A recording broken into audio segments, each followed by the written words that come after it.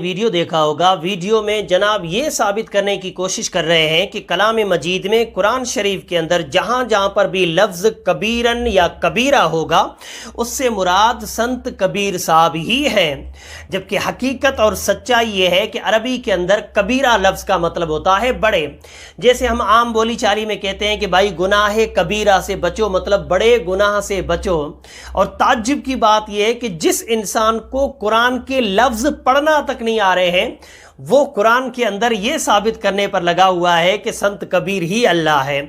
और कुरान शरीफ के अंदर ऐसे बहुत सारे लफ्ज़ हैं जो अल्लाह के नाम के साथ इस्तेमाल होते हैं। मिसाल के तौर पर अल्लाह अलीम है, अल्लाह बसीर है, अल्लाह खबीर है, अल्लाह हकीम है। तो क्या जिन जिन लोगों के ये नाम होंगे उन सबको माअज़ल्लाह अल्लाह बना दोगे? ऐसे सतगुरुदेव की जय। जय श्री आदिराम अल्लाह कबीर। भाई साहब कह रहे हैं कि कुरान शरीफ में तो लिखा अल्लाह खबीर है, अल्लाह हकीम है, अल्लाह ये है, अल्लाह वो है, अल्लाह। तो भाई साहब मैं आपको एक बात बताना चाहता हूँ, कुरान शरीफ के अंदर एक क्राइटेरिया दिया गया है कि इस जो क्राइटेरिया को जो पूरा करता है वो अल्लाह है। यानी कुरान शरीफ की कुछ आयतें हैं, उन आयतों की जो शर्तें हैं उन शर्तों पे जो खरा उतर जाए वो अल्लाह है। तो क्या आप जो भी नाम ले रहे हो, नजीर, हकीम, जो भी नाम ले रहे हो, क्या वो इस क्राइटेरिया को पूरा करते हैं? क्या किसी नजीर ने ये कहा है कि मैं अल्लाह हूं, किसी हकीम ने ये कहा है मैं अल्लाह हूं, लेकिन कबीर साहब ने ये दावा किया है कि मैं अल्लाह हूं।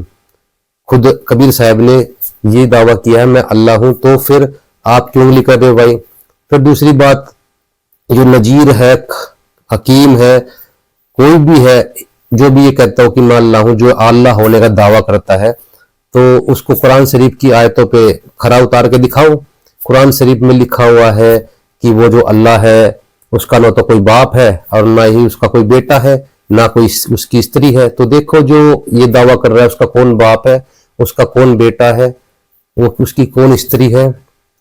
उसमें कुरान शरीफ में लिखा है उसके अल्लाह के हाथ पैर में हाड़ मांस हड्डी रक्त चाम नहीं है, तो उसको चीर के देखो। हकीम नजीर जो भी है चीर के देखो उसको कि उसके हाथ पैर में जो है मांस है, रक्त है। और उस कुरान शरीफ में लिखा हुआ है कि जो अल्लाह है वो जो है मुर्दे तक को जिंदा कर देता है। तो उसके सामने कोई मुर्दा ला के रखो और जिंदा करवा के दिखाओ, क्या उसने कभी मुर्दा जिंदा किया है या कोई पहले किसी ने किया है? तो ये जो कुरान शरीफ की जो सभी शर्तें हैं वो जो उन शर्तों पे खरा उतर जाए, उनको पूरा करे, वो अल्लाह है। और इन सभी शर्तों पे केवल एक ही खरा उतरता है, वो है कबीर, अल्लाह कबीर। अल्लाह कबीर के बारे में जानकारी देने से पहले ये बताना भी ज़रूरी समझता हूँ कि संत कबीर के बारे में जो भी चीज़ें मैं आपको बताऊँगा वो न कुरान से है न हदीस से है, वो यूट्यूब और गूगल पे जो मुझे जानकारी मिली उसी हिसाब से मैं आप हजरात को बताऊँगा। इसलिए ज़रूरी नहीं कि जो चीज़ मैं बता रहा हूँ वो 100% सच हो। गूगल और यूट्यूब की चीज़ें हैं बताई हुई, गलत भी हो सकती हैं, कहानियाँ भी हो सकती हैं। भाई साहब जब आपको खुद आप कन्फर्म नहीं हो कि क्या सच है क्या झूठ है, तो लोगों के सामने क्यों परोस रहे हो? जब आपको खुद ही सच और गलत का नहीं पता, आप YouTube से चीजें उठा रहे हो और लोगों के सामने पेश कर रहे हो, पहले खुद ये निर्णय तो कर लो क्या ये सही है क्या ये गलत है। जब आपको खुद ही नहीं पता ये सही है गलत है, आप खुद कंफ्यूजन में हो, तो लोगों को वो जानकारी क्यों दे रहे हो? हम YouTube की कोई फेक जानकारी आपको नहीं देंगे। हम जो जानकारी देंगे आपको ऑथेंटिक और प्रमाणित जानकारी देंगे, जो वेद से होगी, गीता से होगी, कुरान शरीफ से होगी, बाइबल से होगी, गुरु ग्रंथ साहिब से होगी, और महापुरुषों के जो सदग्रंथ है, कबीर सागर है, कबीर बीजक है, कबीर शब्दावली है, इनसे आपको जानकारी दी जाएगी। कोई YouTube से या गूगल से कोई फेक जानकारी हम नहीं आपको देंगे। इसके बाद संत कबीर के बारे में बताया जाता है कि वो मजहब और जात पात के बिल्कुल खिलाफ थे। वो किसी एक मजहब को नहीं मानते थे, वो सारे मजहबों को मानते थे।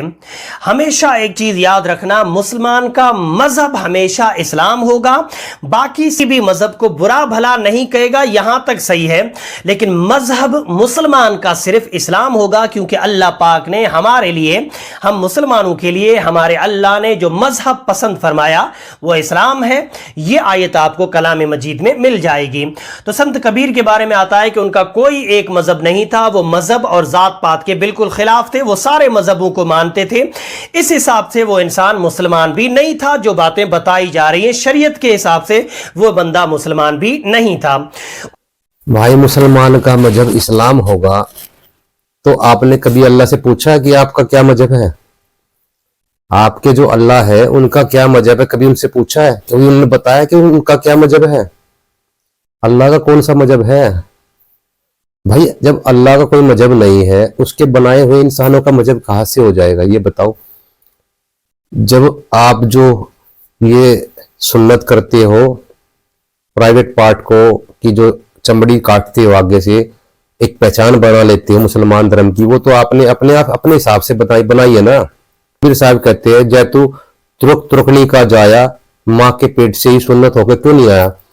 अगर भाई भगवान ने तेरा मजहब बनाया है तो भगवान ने वो तेरी जो मुसलमानी है जो तुम आगे से प्राइवेट पार्ट की जो चमड़ी काटते हो, भगवान ने यानी अल्लाह ने काट के क्यों नहीं भेजी? चलो कबीर साहब आगे ये कहते हैं कि चलो भाई तुमने लड़के को तो मुसलमान बना दिया, लड़की को मुसलमान नहीं कैसे बनाओगे?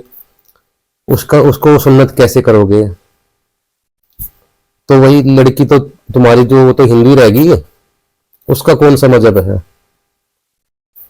तो भगवान का अल्लाह का कोई धर्म नहीं है, मजहब नहीं है, और ना ही उन्होंने कोई इंसानों का कोई धर्म मजहब बनाया है। इंसानों का एक ही धर्म मजहब है, इंसानियत। सतगुरु रामपाल जी महाराज हमेशा ये कहते हैं जीव हमारी जाति है, मानव धर्म हमारा, हिंदू मुस्लिम सिख ईसाई धर्म नहीं कोई न्यारा।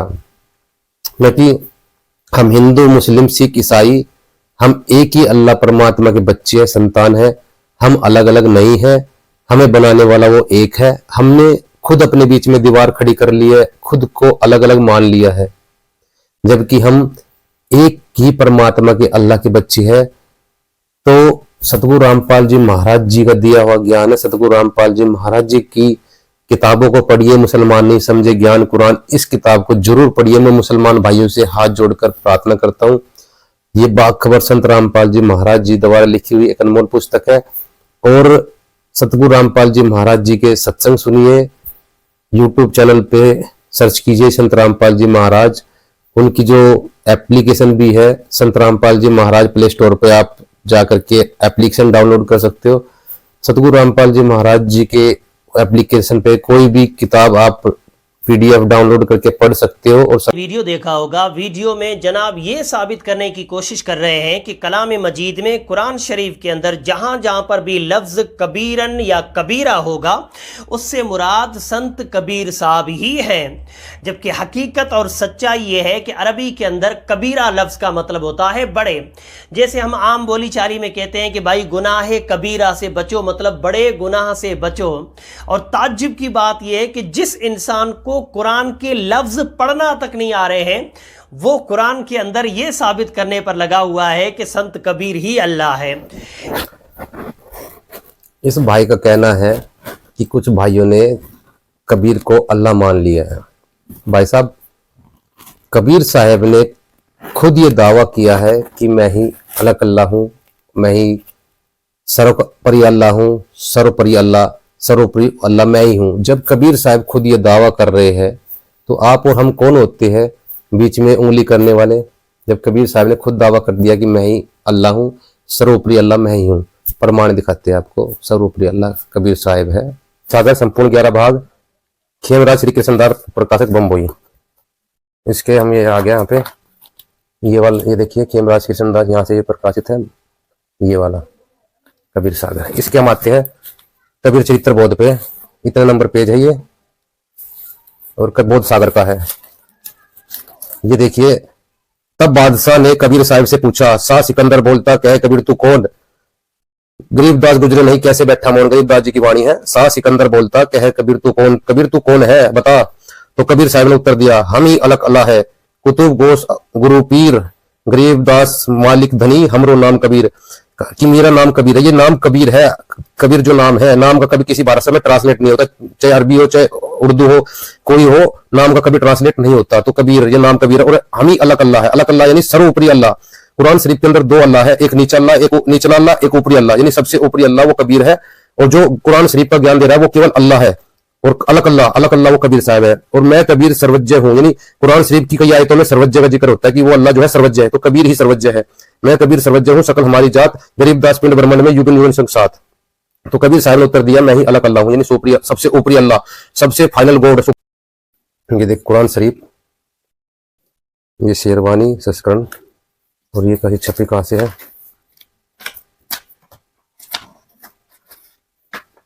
ये देखिए शेरवानी संस्करण डीपीवी पब्लिकेशन, ये लखनऊ से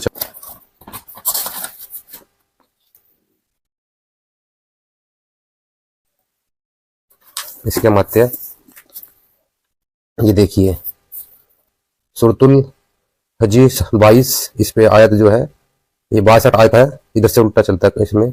अलीउल कबीरू, ये अगर आप कुरान मजीद देखोगे उठा करके, कुरान शरीफ कुरान मजीद एक ही है, तो अलीउल कबीरा लिखा वहां पे, कबीरा कबीर, ये अलीउल कबीरू एक ही है। कबीर कहो, इसकी जो है यहाँ पे इन्होंने ट्रांसलेट किया है, ये इसकी हिंदी है। यह इसलिए है कि अल्लाह की ही सत्य है, जैसे सत्य साहेब बोलते हैं ना, सतगुरु रामपाल जी महाराज जी के शिष्य, सत्य है, अल्लाह ही सत्य है। और ये काफिर अल्लाह के सिवाय जिनको दूसरों को पूजते हैं पुकारते हैं, वह सब असत्य है, यानी जो काल है ये असत्य है, शैतान जो है असत्य है। यह इसलिए कि अल्लाह ही सर्वोपरि है और महान है, यानी सर्वोपरि अल्लाह जो है वो, जैसे कबीर साहब ने कहा था मैं ही अलग अल्लाह हूं, मैं ही अलग अल्लाह, यानी सर्वोपरि अल्लाह कबीर है। इन्होंने महान कर दिया कबीर करते। ये अलीउल कबीरा, अलीउल का अर्थ होता है सर्वोपरि, और कबीरा अलीउल कबीरू कबीरा, ये जो है सर्वोपरि अल्लाह कबीर है, ये लिखा हुआ है यहाँ। इन्होंने कबीर का अर्थ महान कर दिया, जबकि सर्वोपरि अल्लाह जो है वो महान है, कबीर है। इसमें बहुत आए थे, 4-5 आए थे जिसमें सर्वोपरि अल्लाह लिखा हुआ है, और कबीर तो बहुत ज्यादा जगह लिखा हुआ है। और दिखाते हैं इसी की जो देखो, इसी कुरान शरीफ की 17 नंबर चैप्टर पे ये आते हैं हम, यहाँ पर लिखा हुआ है, आयत है 43 आयत है, अलुवन कबीरन यानी अलीउल कबीरा वो एक ही बात है, अलुवन कबीरन। ये देखिए इसका ट्रांसलेट किया है यहाँ पर, ये रहा, जैसी बातें यह लोग कहते हैं इनसे वह पाक और बहुत ऊंचा है, बहुत ऊंचा, यानी वो सर्वोपरि अल्लाह, यानी वो अल्लाह ऊंचा है, वो ऊंचा है, बहुत ऊंचा है, यानी वो अल्लाह जो है कबीर जो है पाक है, और वो कबीर ऊंचा है। इन्होंने कबीर का अर्थ बहुत कर दिया, बड़ा, बहुत, महान, ये करते हैं बहुत। तो ये जो है यहाँ पर जो है देखिए इस आयत में अल्लुन कबीरा, सबसे ऊपरी अल्लाह कबीरन है। कबीर कबीरन एक ही बात है। कुरान मजीद में कबीरा लिखा हुआ है इसमें, कबीर। ये देखिए जैसी बातें यह लोग कहते हैं इनसे वह पाक और बहुत ऊंचा है, वो कबीर जो है वो पाक है, बहुत ऊंचा है, कबीर है। सातों आसमान और जमीन और जो कुछ भी उनमें है सब उसका नाम जपते हैं, और जितनी चीजें हैं सब उसको तारीफ के साथ उसका नाम जपती है, मगर तुम लोग उनकी तस्बीह यानी जाप को नहीं मानते समझते। बेशक वह सहनशील और बर्दाश्त करने वाला है और बड़ा माफ करने वाला है। ये देखिए कबीर है वो, या वो कोई दरवेश था या वो कोई नेक बंदा था, ये बातें बिल्कुल मानी जा सकती हैं, लेकिन एक बात बिल्कुल नहीं मानी जा सकती कि माअज़ अल्लाह वो अल्लाह था। अल्लाह ने फरमाया है मैं एक हूँ, अकेला हूँ, मैं बेनियाज हूँ। रब ने फरमाया है अल्लाह समद, अल्लाह क्या है, बेनियाज है।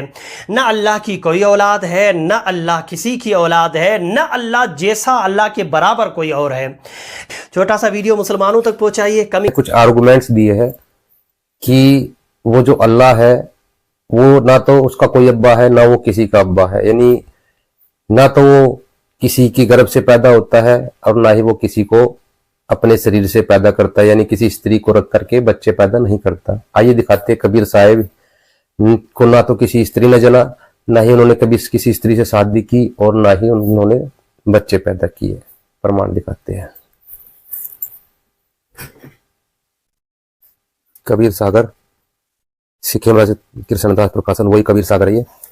इसके आ जाते हैं ज्ञान बोध सागर के इस पेज पे आ जाते हैं कबीर परमेश्वर के बारे में। ये देखिए कबीर साहब बताते आ रहे हैं, देन नहीं अरुदर से देही जग न चिन्ह पुरुष विदेही, यानी मेरी जो देही है वो ऐसी देही नहीं है, मनुष्य जैसी देही नहीं है। नहीं बाप ना माता जाए अविगत से हम चाला, यानी किसी माता पिता से हमारा जन्म नहीं हुआ, ठीक है, ये सतयुग में सतसुकृत कहा है, तिरत्तर में मुनिंदर नाम धराए, और द्वापर में करोड़ में कहा है, कलयुग नाम कबीर धराए। यानी कबीर साहब 4 युगों में आए, सतयुग में भी आए और त्रेता में, द्वापर में, कलयुग में भी अपन कबीर साहब आए हैं।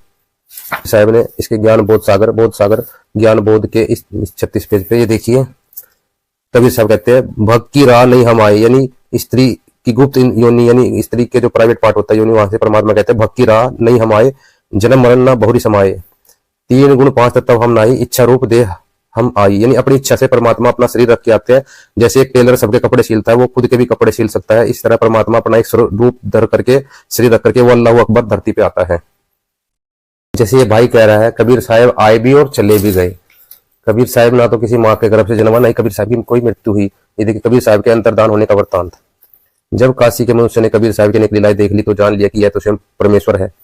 किसी इनके मारने से मरते, न काटने से कटते, और न ही डुबोने से डूबते, और न ही जलाने से जलते, और न ही कोई हथियार आपके ऊपर फलित होता है, और न ही मनुष्य, पशु, देवता आदि आप पर किसी प्रकार का स्थिति पहुंचा सकता है। तब उन लोगों ने आपसे पूछा कि आपकी मृत्यु क्यों कर होगी? तो उस समय आपने कहा कि मैं मगध देश में जाकर छिप जाऊंगा। तो कबीर साहब ने चलाने का शब्द प्रकट और चादर तान कर लेट गए, अपने मुंह पर कपड़ा ले लिया और लोगों से कहा कि अब इस कोठरी का ताला बंद कर दो। 2 लोगों ने वैसा ही किया। जब ताला बंद किया तब ऐसा शब्द हुआ कि जिसको सुनकर उपस्थित मनुष्य के चित्त पर बड़ा प्रभाव पड़ा और जय जयकार हुआ कि सतगुरु सतलोक को सिधार गए, यानी कबीर साहब सैसरी सतलोक को चले गए। जब उस कोठरी का ताला खोला तो उस तब केवल 2 चादर मिले, कुछ कमल के पुष्प मिले, इनमें से एक चादर और आधे फूल राजा वीर सिंह ने यानी हिंदू ने ले लिए, दूसरी चादर और कमल के फूल नवाब बिजली खान ने ले लिए, यानी दूसरी चादर जो है मुसलमान ने ले ली। कबीर साहब का शव कहीं दिखाई नहीं दिया, यानी कबीर साहब जो है मृत्यु नहीं हुई, सशरीर आए थे और सशरीर चले गए। राजा ने चादर और पुष्प लेकर सतगुरु की समाधि काशी में बनाई और बिजली खान ने समाधि बनाई जो मगर में, कबीर नगर में जो है मगर में बनाई। हमने आपको प्रमाणित करके दिखाया कबीर साहब ने ना तो किसी माँ के गर्भ से जन्म लिया और ना ही उनकी मृत्यु हुई। वो सशरीर आए थे, कमल के फूलों प्रकट हुए थे और सशरीर चले गए थे सतलोक को। तो अल्लाह कबीर अकबर जो है ये जो है सबके सारी सृष्टि रचना है। ये ना तो ये जन्म लेते किसी माँ के गर्भ से, ना तो इनका कोई अब्बा है और ना ही ये किसी के अब्बा, यानी इनकी कोई पत्नी नहीं है, कोई बच्चे नहीं है, ये भी सिद्ध करते हैं। सागर संपूर्ण 11 बाद खेमराज वही कबीर सागर है। अब कुछ लोग कहते हैं कबीर साहब के जो है बच्चे भी थे। अब देखते कैसे बच्चे थे, उनके 2 बच्चे कैसे हुए थे वो देखते हैं। ये बोध सागर का है, कबीर चरित्र बोध, और इतना नंबर पेज है ये, ठीक है। इसके माथे कमाल का प्रकट होना, यानी एक दिन गंगा तट पर बादशाह कबीर साहब और शेख बैठे थे। उस समय गंगा में एक बालक की लाश बही जाती थी। शेख ने कहा, हे कबीर साहब, गंगा में जो मुर्दा बहा जाता है उसको आप जीवित करो। यानी एक मुर्दा बहता हुआ गंगा में बहता हुआ आ रहा था। कबीर साहब ने कहा कि हे मुर्दे उठ कुदरत के कमाल से। तब वह उठ खड़ा हुआ। जब कबीर साहब ने उस मुर्दे को जीवित किया तब बादशाह और शेख एकदम आश्चर्य में आकर बोल उठे कि वाह, आपने तो कमाल कर दिया। कबीर साहब ने कहा, अच्छा लो, आज से इस लड़के का नाम भी कमाल हुआ। यह जगत में मेरा पुत्र कहलाकर प्रसिद्ध होगा। उसी दिन से कमाल हुआ और वह कबीर का पुत्र कमाल कहलाता था। यानी कबीर साहब के शरीर से पैदा नहीं हुआ था, यानी कबीर साहब की स्त्री से पैदा नहीं हुआ। कबीर साहब कोई स्त्री नहीं थी, ना ही उससे कोई बच्चा पैदा हुआ था। ये एक मुर्दे को जीवित किया था और कबीर साहब ने अपने बच्चे के रूप में रखा था, उसको कमाल कहा गया था। ओके, ये बोध सागर कबीर सागर चित्र बोध का कमाली का प्रकट होना, यानी कबीर साहब का दूसरा बच्चा जो थे वो कैसे कमाली कैसे हुई थी, ये पेज नंबर इतना। कमाल को कबीर साहब ने मुर्दा से जीवित किया। तब सेठकई ने कहा कि मैं इस लीला को नहीं मानता। कारण यह है कि यह लड़का हो सकता है मैं सत्य में था, इसका कारण जीवित हो गया, यानी वो लड़का जो है पहले से प्राण हो गया इसलिए जीवित कर दिया। मेरी बेटी 8 दिवसों से कब्र में पड़ी है, यानी 8 दिवसों से कब्र में पड़ी है। यदि आप उसको जीवित करें तब मुझे विश्वास होगा। कबीर साहब सिकंदर शाह और सिद्धकी की सहित उस लड़की की कब्र पर गए। वहां पहुंचकर कबीर साहब ने पुकारा, उठ सिद्धकी की बेटी। वह नहीं उठी। फिर कहा, उठ सिद्धकी की बेटी। फिर वह नहीं उठी। तीसरी बार कबीर साहब ने कहा, उठ कबीर की बेटी। उस समय वह लड़की जीवित होकर कब्र से निकल पड़ी। सिद्धकी की उसके जीवित होने से उसका हाथ पकड़कर अपने घर ले चले। तब उस लड़की ने कहा कि मैं तुम्हारे नाम से जीवित नहीं हुई हूँ, कबीर साहब के नाम से उठी हूँ। अब मैं कबीर साहब की बेटी हूँ। यानी कबीर साहब ने जो है जीवित कर दिया एक कब्र से निकालकर लड़की को। कबीर साहब ने जीवित कर दिया कब्र से निकालकर। ये तो कुरान शरीफ में एक आयत में ये भी लिखा हुआ है, चैप्टर 30 की आयत 50 में, कि जो है कबीर कुरान शरीफ की आयत में लिखा हुआ है कि वो अल्लाह जो है मुर्दे तक को जीवित कर देता है। तो कबीर साहब ने मुर्दे तक को जीवित किया। एक शर्त को कबीर साहब ने यहाँ भी पूरा कर दिया कुरान शरीफ की। तो अब मैं कबीर साहब की बेटी हूँ, अब मैं इनके साथ रहूंगी, तुम्हारे घर पर नहीं जाऊंगी। वही लड़की कबीर साहब की बेटी प्रसिद्ध हुई, उसका नाम हृदय सतगुरु की कृपा से प्रकाशित हो गया। यानी कमाल और कमाली जो है ये कबीर साहब के शरीर से पैदा नहीं हुए थे, उनकी कोई स्त्री से नहीं थी, नहीं किसी स्त्री से बच्चे पैदा हुए थे। कबीर साहब ने मुर्दों को जीवित किया था, उनको अपने बच्चों के रूप में रखा था, तो ये कबीर साहब के बच्चे थे। जिन मूर्खों को नहीं पता वे बकवास करते हैं। सतगुरु कबीर साहब जो अल्लाह अकबर जो तख्त पर बैठे हुए हैं वहां पर वो सदा एक जैसे रहते हैं। उनको वेदों में युवा कबीर कहा है, तो वो अपने सिंहासन पर उसी पोजीशन पर बैठे हुए हैं। लेकिन जब वो इस धरती पर आते हैं, इस धरातल पे आते हैं, इल्म देने के लिए बाखबर की भूमिका करते हैं, तब वो एक लीला करते हैं। बच्चे से बूढ़े तक होते हैं, लेकिन वो ना तो जन्म लेते किसी माँ के गर्भ से, ना ही वो मरते हैं, लेकिन वो एक लीला करते हैं। लेकिन कबीर साहब के बारे में दिखाते हैं, ना तो वो बूढ़े हैं ना वो बच्चे हैं, वो सदा जवान है, अविनाशी कबीर है जो कभी ना मरे। कबीर सागर खेमराज के संदास प्रकाश मुंबई। ये देखिए, ये है अगम निगम बोध सागर सत कबीर वचन। ये क्या है, गोरखनाथ जी थे। जैसे स्वर्ग से, जैसे कभी भी कोई भी अप्सरा स्वर्ग से आ जाती है, उसी तरह गोरखनाथ जो है बहुत पहले हुए थे, लेकिन स्वर्ग में नाथ जी जो है वो जो है वैष्णव धर्म का जो वैष्णव परंपरा जो है वो जो है आगे बढ़ रही थी और नाथों का पतन हो रहा था, इसलिए गोरखनाथ धरती पर उतर कर आए। किसी को नहीं पता था गोरखनाथ है, लेकिन कबीर साहब ने पहचान लिया उनको। और कबीर तो गोरखनाथ ने कबीर साहब से पूछा था कि क्या उम्र है तुम्हारी, यानी जैसे ये कह रहा ना कबीर साहब की उम्र थी, तो गोरखनाथ ने कबीर साहब से पूछा था कि क्या है उम्र तुम्हारी। तो कबीर साहब कहते हैं, जो पूज्य सो बावरा, क्या उम्र हमारी, असंख्य युग परलय हो गई तब के ब्रह्मचारी, यानी असंख्य युग परलय हो गए तब के ब्रह्मचारी, कोटि निरंजन हो गए परलोक सिधारी। यानी निरंजन यानी काल, ये शैतान जो कुरान का ज्ञान दे रहा है और जो गीता ज्ञान दे रहा है वो ये निरंजन है। कहते करोड़ों तो एक निरंजन मर लिए परलोक सिधारी, हम तो सदा महबूब है सो हम ब्रह्मचारी, और 10 कोटि ब्रह्मा भय 9 कोटि कन्हैया। यानी 9-10 करोड़ तो ब्रह्मा मर गए और 9 करोड़ कन्हैया यानी विष्णु जी मर गए, और 7 करोड़ शंभु यानी शंकर मर गए।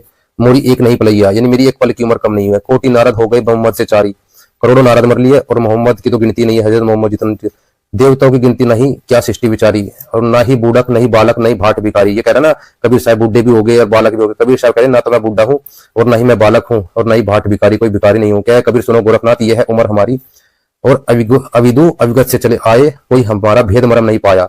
यानी कोई मेरा भेद नहीं पाया, मैं अविगत से चल के आऊँ, सबसे टॉप पे अलग अल्लाह का ना सबसे ऊपरी टॉप स्थान परमात्मा का, वहां से तखत से कबीर साहब चल कर आए थे। ना मेरो जन्म गर्भ बसेरा, बालक है दिखलाया, काशी जल कमल पर डेरा। यहाँ कबीर साहब कहते फिर से बताया कि मेरा गर्भ से पैदा नहीं हुआ मैं, और काशी जल कमल पर डेरा तहा जुलाई न पाया, और माता पिता मेरे कुछ ना ही। यहाँ भी क्लियर किया कि हमारे कोई अब्बा नहीं है, माता पिता कुछ ना ही, और ना मेरे गृहदासी ना मेरो गृहदासी। यानी कबीर साहब की कोई पत्नी भी नहीं थी। कबीर साहब रिजेक्ट कर रहे हैं कि मेरी कोई पत्नी भी नहीं थी, जैसे ये पाखंडी लोग कहते हैं कबीर साहब की एक लोई नाम की पत्नी थी। शास्त्रों में कहीं प्रमाण नहीं है, ये अपनी तरफ से मनगढ़ंत बकवाद करते हैं। और ना ही उनके कोई बच्चे थे, हमने अभी सिद्ध करके दिखाया। जुल्हा का सुल्तान कहा जगत करम रिहासी, और धड़ नहीं मेरे गगन कचुनाही, सूर्य अगम अपारा, सत्स्वरूपी नाम साहिब का सो नाम हमारा, और ज्योति अलख निरंजन सो जपे नाम हमारा। यानी जो काल निरंजन है ये कुरान शरीफ का ज्ञान देने वाला अल्लाह भी मेरा नाम जपता है। जो गीता का ज्ञान दे रहा है वो कुरान शरीफ का ज्ञान देने वाला अल्लाह भी मेरा नाम जपता है। ज्योति स्वरूपी अलख निरंजन, ये अलख निरंजन है कबीर साहब, अलख अल्लाह है। ये जपे नाम हमारा, हाड़ चाम लोही नहीं मोर, वो सतनाम उपासित, तारन तरन अभय पद दाता। क्या है कबीर अविनाशी, यानी कबीर अविनाशी है जो कभी ना मरे, और तारन तरन अभय पद दाता जो मुक्ति के दाता है वो कबीर अविनाशी यानी कबीर साहब है।